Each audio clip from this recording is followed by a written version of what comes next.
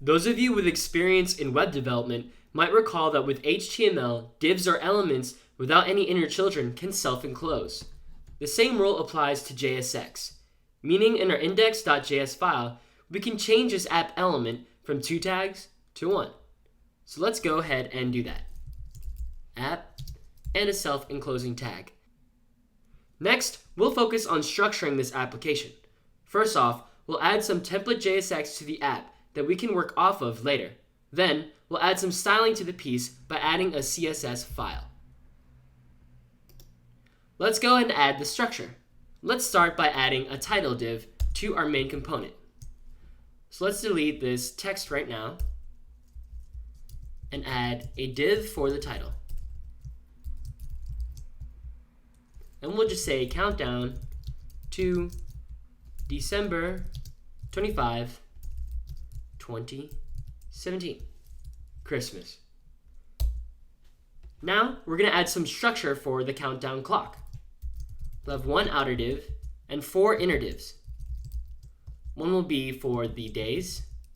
So let's say 14 days.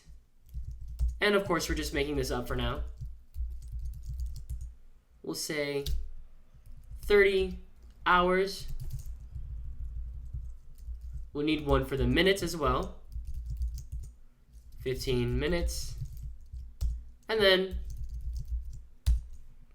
20 seconds. And I'm going to make the days lowercase since I made all the other time lowercase. And there, React updates automatically as soon as this saves, thanks to Create React App. Next, we'll have an input field where the users can type in a new date, as well as a button where they can submit that new date. So, let's add an input field. And once again, we'll have a self-enclosing tag, and we'll have a placeholder for now that just says new date. And then we'll have a button right underneath that says submit. And let's go ahead and wrap this within a div itself, just so they are placed together in the same section.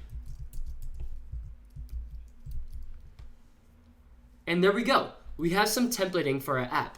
But right now, it looks really ugly, to be honest. So let's add some CSS to make this just a little better. Simply, let's add a new file called app.css to the source folder. App.css.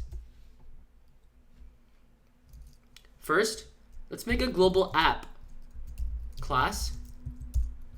And then we'll say we're going to align all the text to the center. We're going to make all the fonts around 35 pixels. So that way we can actually see it. And then we're going to go ahead and give this a margin. I don't want it to be touching the top. So we're going to say 20% because that's a nice adaptable number whenever you're changing the screen width. Now those of you familiar with CSS might already know how it works. Basically, you're adding classes to each of your divs to apply certain stylings such as text align, font size, or margins to change the appearance of your application. So let's go ahead and add this app class to our component now. Before we add any styling, the first thing we need to do is actually include the CSS within our component. So we'll import app.css. And it's really as simple as that. We can already go ahead and start using the CSS within our application. Now it might feel intuitive to just write class equals app here, because we already named it app within our CSS file.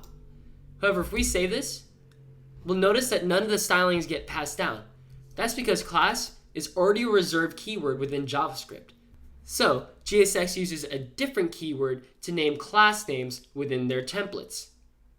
Can you guess what it is? I said it earlier, class name. And there we go. There's our new styling already applied. Now, I want the title to be more distinct, so we're going to add an app title component.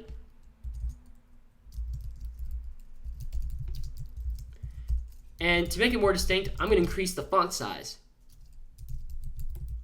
And then of course we need to add the app title.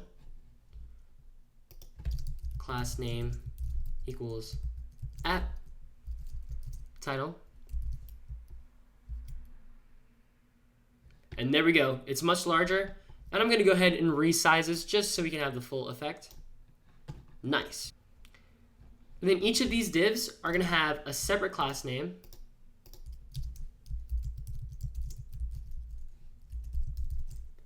So the first one is going to be clock days.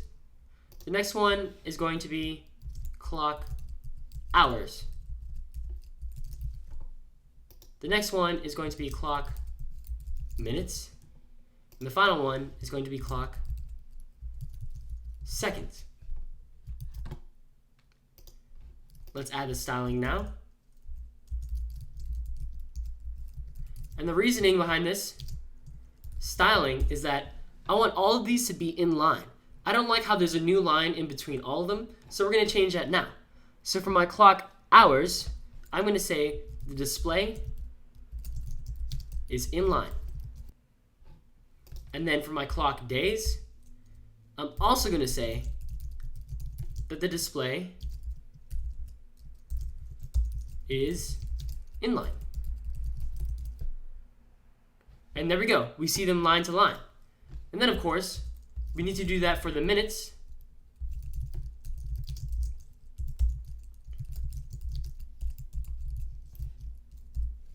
As well as the seconds.